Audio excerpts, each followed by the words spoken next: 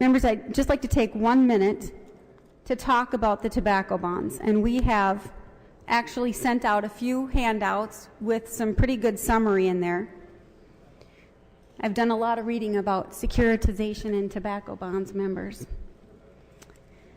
I'll be very brief. Minnesota will not be the first one to securitize tobacco bond settlements. And maybe for the general public, I'll explain.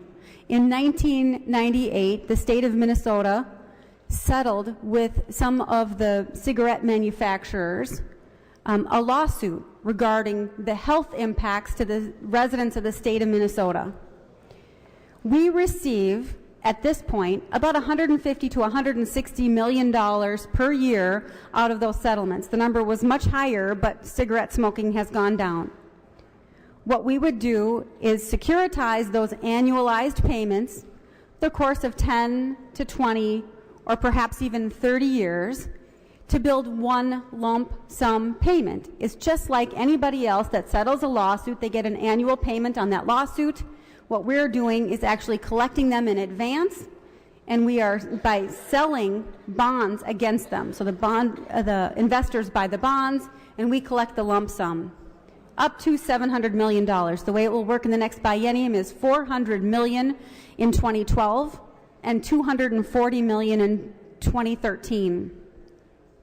Once those bonds are sold, then we'll have a pot of money that will actually go into our debt service funds. That relieves the burden in our general fund. Otherwise, those debt service funds would come from our general fund. In this case, we preserve our general fund, and Senator Hand will speak about this, but those $700 million will be useful in buying down some of our health and human services costs, and will actually be a very smart investment of those funds because they will generate long-term budget savings. And this is what the other states have done as well.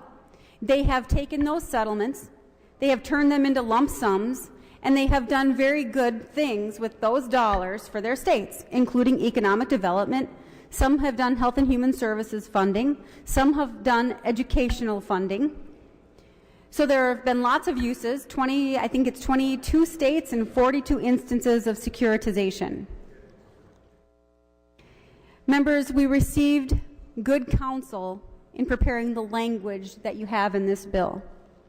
The Attorney General secured outside counsel for us. We had the folks from the Minnesota Management and Budget.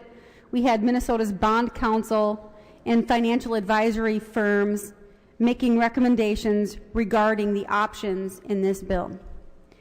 And how it will work, members, very briefly, is that the authorization from the legislature will create an authority, separate and independent from our state.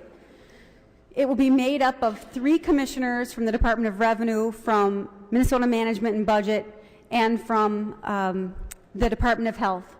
Those 3 folks will manage the sale of these settlement payments and the funds that are derived therefrom.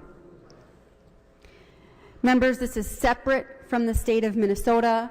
We do not pledge our full faith and credit. This is not a public debt pursuant to the Minnesota State Constitution.